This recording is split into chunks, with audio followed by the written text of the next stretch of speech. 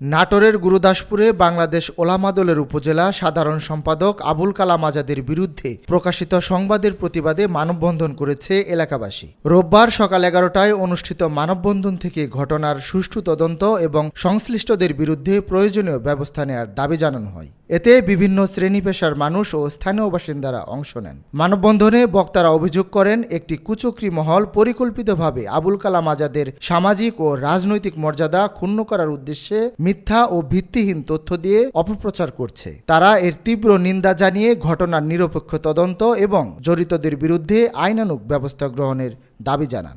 আল্লাহ ভরসা করে আমরা চলি। আল্লাহ যদি আমাকে ভালোবাসে, আল্লাহ যদি আমাকে সুন্দর করে টাইনে চলে, পৃথিবীর কেউ ঠেকানোর ক্ষমতা রাখে না। আমার বিরুদ্ধে অপপ্রচার করে লাভ। যে মিথ্যা অভিযোগ দিছে, এই অভিযোগ প্রমাণিত যদি আমার বিরুদ্ধে না হয়, তাহলে ওই যারা অভিযোগ করেছে